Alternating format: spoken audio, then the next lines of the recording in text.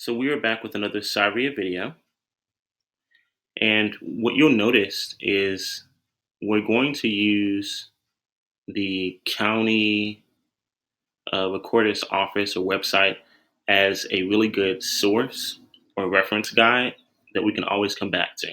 All right. So if you're part of Cyria, that means that you're aware of Marion County. Marion County is the county for Indianapolis, Indiana, in various townships. So on this website, under resources, right here in the right hand column, you'll see a lot of good resources that we can use. And so all you really need for this is a laptop. Okay, we're going to talk about uh, how you're going to do the proper research in the event that someone is in foreclosure or is actually looking to have some type of sheriff sale, et cetera, et cetera. So there are a lot of things that you're going to want to look for. One of the things that you're going to want to look for is who actually owns the property. So if you're a Cyria member, you have access to the court and commercial record. And with that login, you should be able to go in on your computer, log into court and commercial, and find out who currently is in foreclosure or may possibly have a sheriff sale. Okay. But nonetheless, this is going to be our primary guide. Okay. And this is accessible to any and everyone. So the first thing that I normally do is I go to the property card. Now, property cards can be very delayed in reference to who's actually on title or who the county's office has on title. So sometimes if someone purchases a property, it may take various months or usually about 60 days before the county's office actually records it properly, and you'll be able to see that on the property card. The next part that we're going to use is right here. You see where it says free search. Okay, I'm going to go ahead and click that real quick.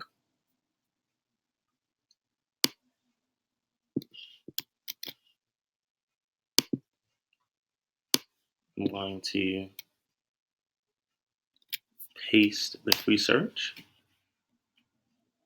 So right here, we're still under Marion County, Indiana, and it's showing us the land records. What I like most about uh, this particular database is that it tells us a lot more. So if I'm looking to find out if there was a judgment against the property, is there a land contract? Is there a mortgage? Who's in first position, second position? Um, has there any other filings have been satisfied? Are there any other agreements or affidavits? Did someone pass away? Okay, is it in probate? This is actually where I'm going to find all that information. Now, remember, we're still using public information, so this info is truly not meant for anyone to struggle to find.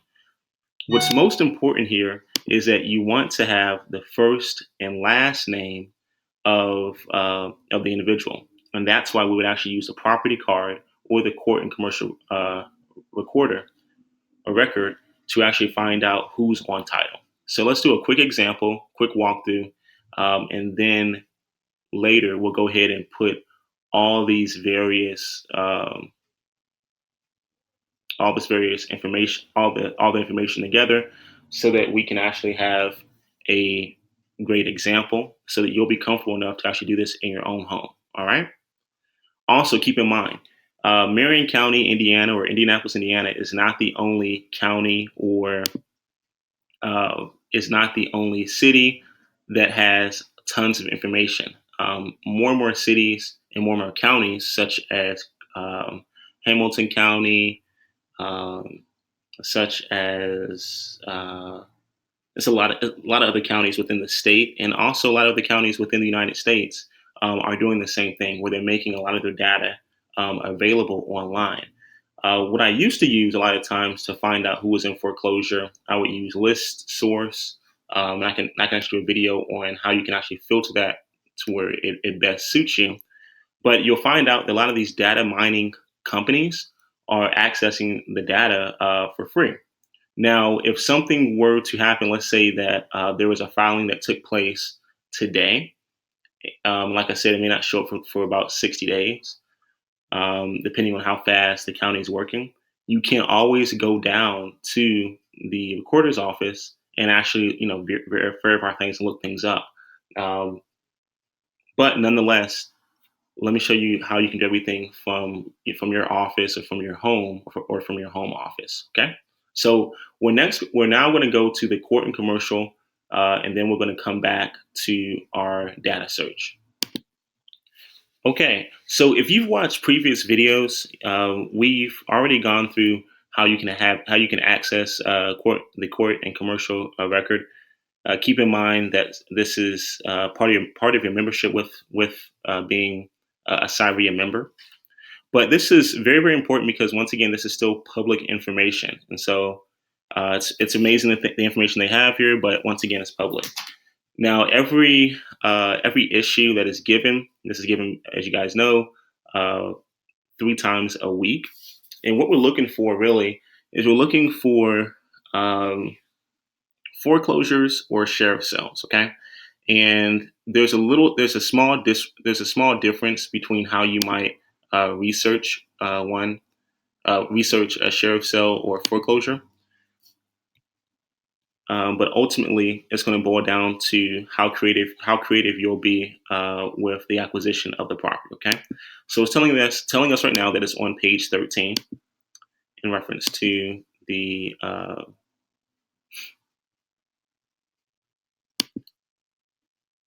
sheriff sale. And let me show you guys something that's very important as well. Give me 1 second.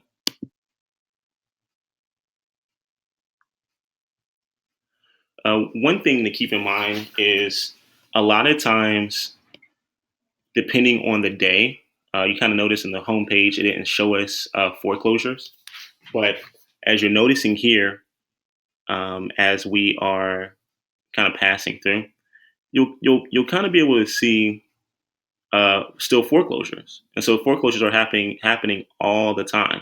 Now, keep in mind the time frame for a foreclosure is different, and I honestly suggest that um, you're better off purchasing a property before it goes to sheriff sale because you're going to have less competition. And so, if need be, I can make a video about that, to where if you purchase it before it goes to a sheriff sale, before it goes to a public sale, or liquidation sale, that you're going to be able to acquire that property normally for.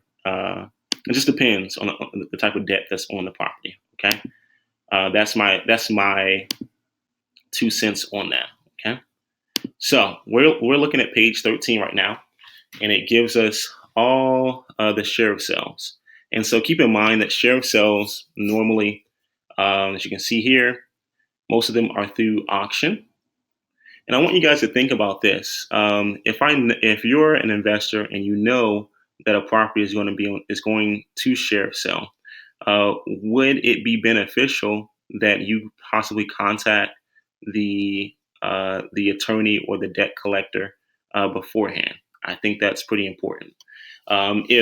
If for some reason, let's say we're looking here and we're not really sure who the debt collector is or who they owe or who they owe money to, we can actually find that out other ways. Okay, so we're going to look at this very first one, just as an example of how we can take this information and verify the information and get a better understanding on what's going on. All right. So it says, by virtue of a certified copy of a decree to me directed from the clerk of Marion Superior Court 7. Now, keep in mind, before something hits the sheriff's cell, it's going to be in that foreclosure section. Okay. So you can think about it like this: these are individuals who who are aware of their foreclosure situation, and they've had ample time to do some type of creative financing or structuring, and they just didn't do it. Sometimes people won't even show up to court, so you can kind of get an idea of what you're dealing with. Okay, it says go here. So we're in Bank of America, NA, so North America, was plaintiff, and Brandy Malone, state of Indiana, and IMC Credit Services were defendants. So we have three three debtors here, three people holding the debt.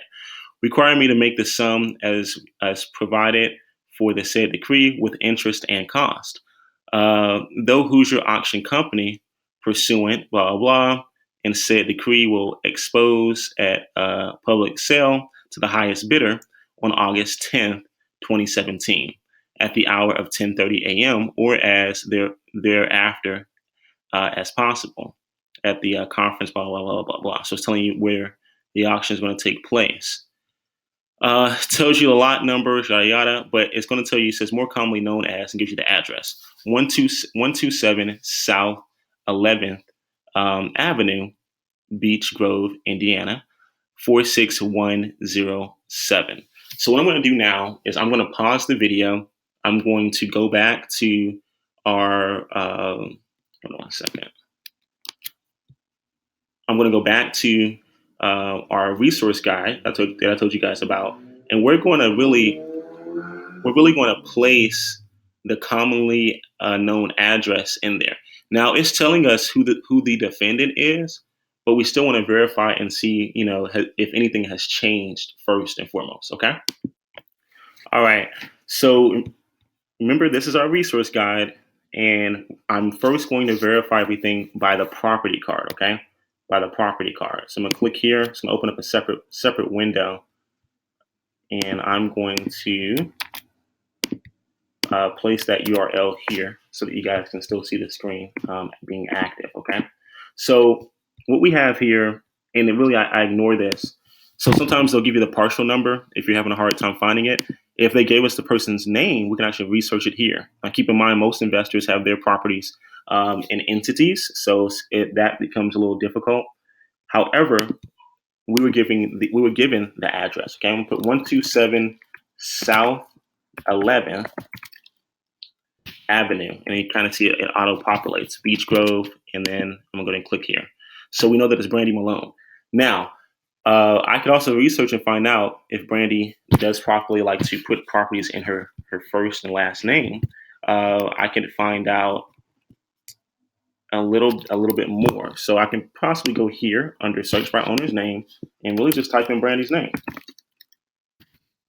Brandy Malone. Oops. All right, and anything that let me see, make sure I spelled that right. BrandyMalone.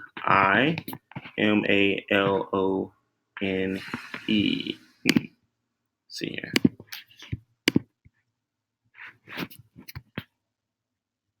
Yeah, that's right. So I'm not sure why it didn't show up. Okay, let's see. Let's see here. I'm gonna so we know that Brandy Malone within the last 60 days has owned this property. All right. We're given the partial number right here, which is 5010268. Okay, 5010268. Very, very important to know that. And we also have Malone, comma, Brandy. If for some reason when you're searching things, it kind of seems like the system is glitchy, that has nothing to do with you. It just means that the system is glitchy. You may have to refresh it. Okay. The state partial number that gives us is 49-10-28, et cetera, et cetera. All right. So here's what we're going to do. We're going to go back to our resource guide, and we're going to click on this search icon.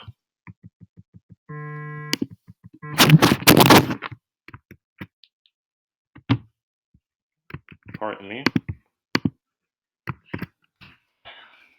All right. So we have the person's name, right? So we know her name is Malone. So it's her last name, and Brandy is her first name. And we can search specifically for what we're looking for. But in this instance, we're just going to hit search and see what pops up. So we now know that Brandy Malone has. Let's see what does Brandy Malone have.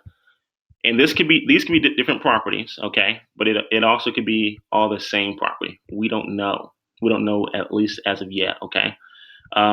One thing that we could try to find out is we know that she has a loan with who?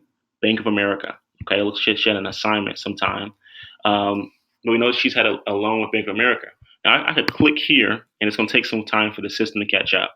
As I click here, I'm looking to find out if, one, the partial ID matches up, the state partial ID that they give us, and two, is this a property that we're looking at, okay?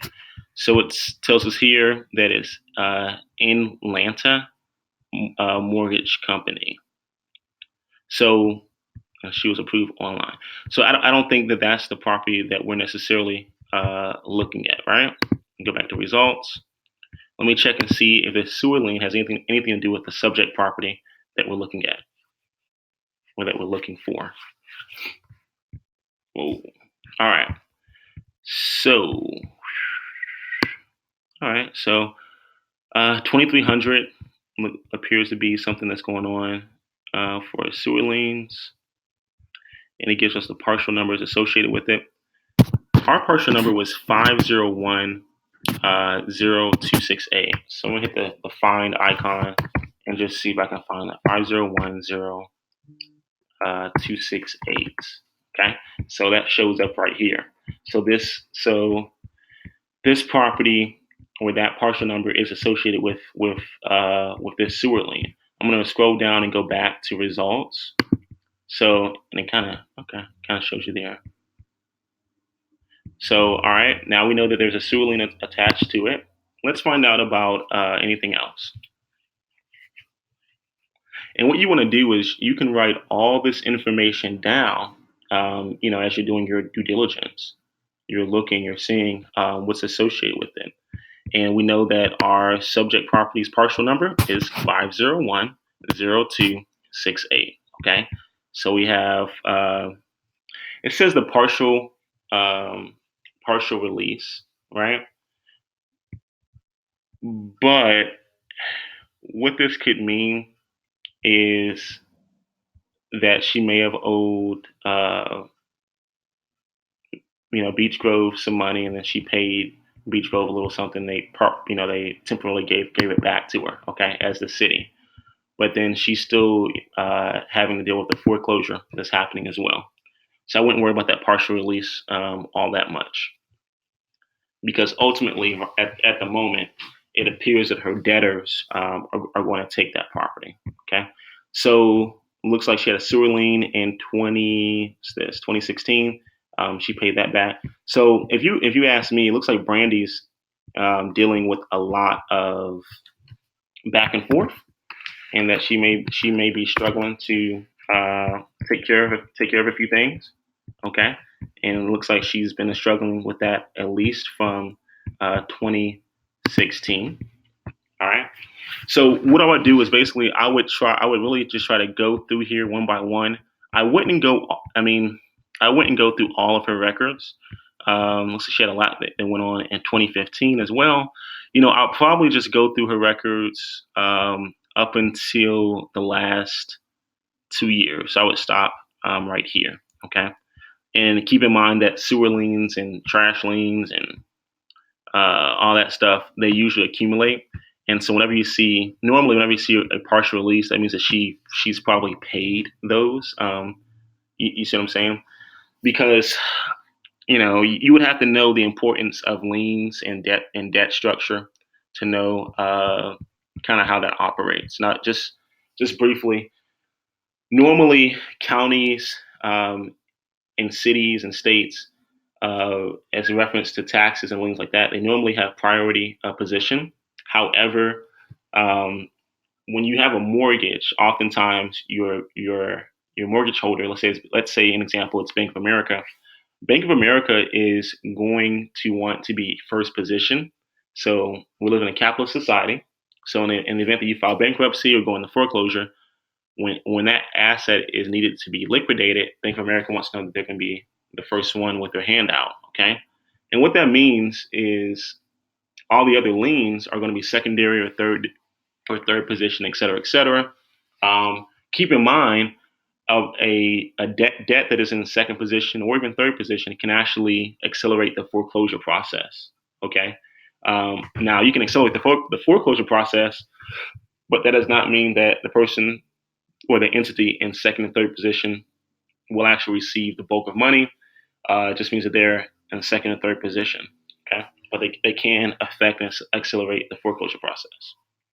So now we've done our research. We see that there's various liens on the property. I would go ahead and tally those into a number. Okay, and we're gonna go back to our resource guide. 1 second. So with us being back um, in our resource guide, if we wanted to be more in depth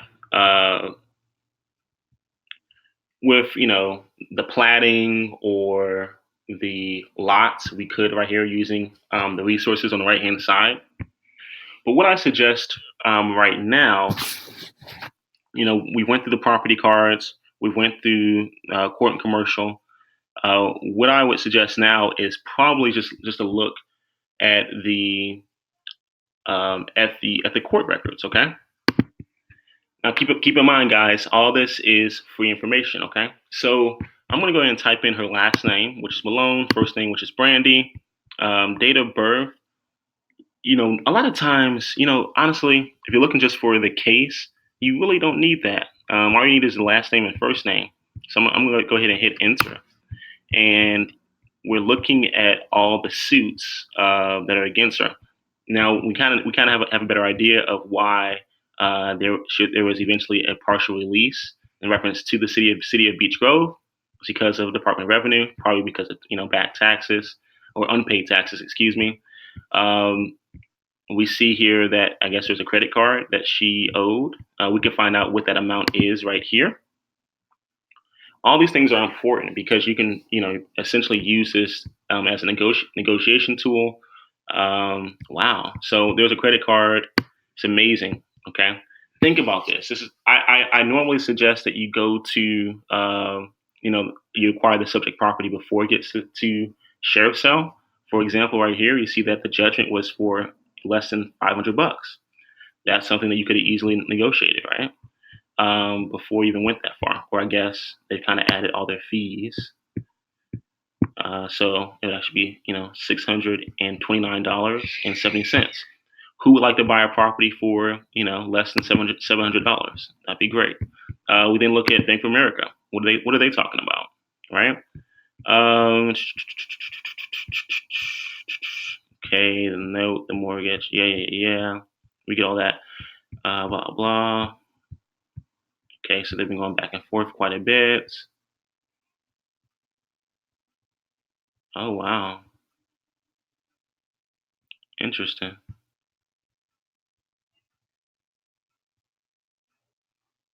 Okay, all right. So we're looking at about, what is this?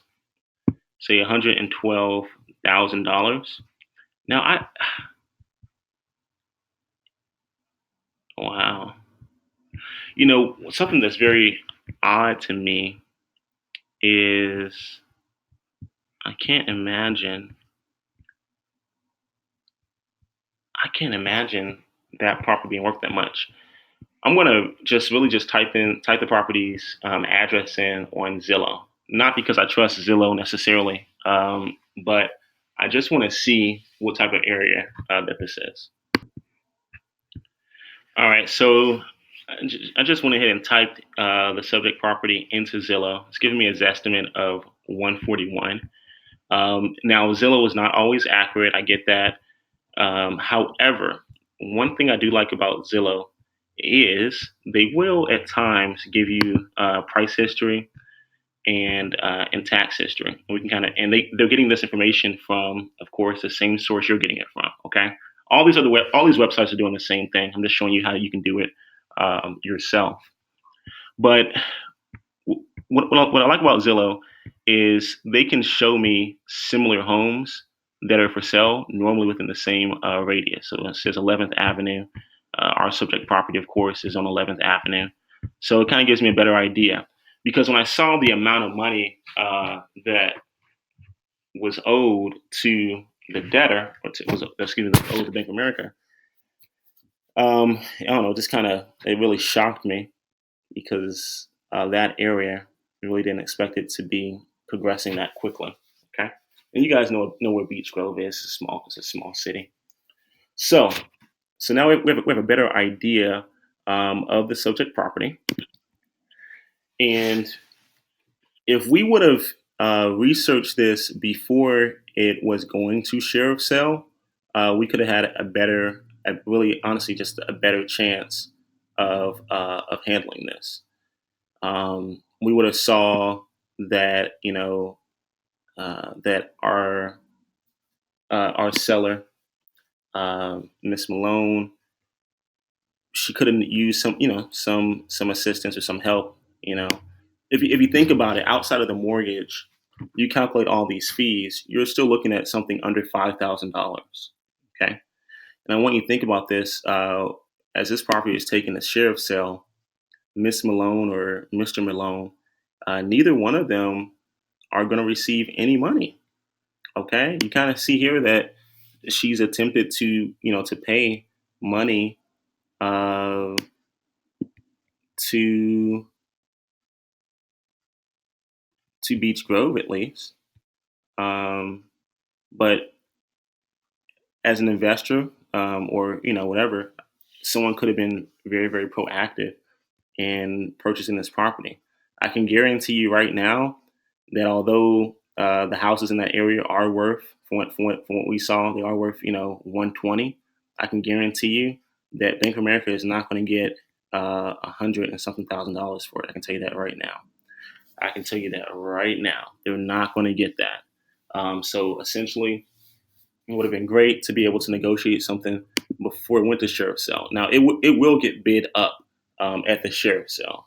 It will be bid up depending on who shows up for the sheriff's sale. Okay.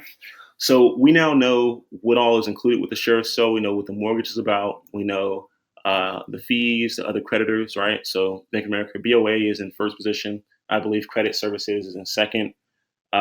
If she's paid everything with Beach Grove, or if she didn't, they would have been third, and then probably uh, uh, Ridge Apartments would have been in fourth position. But I'm sure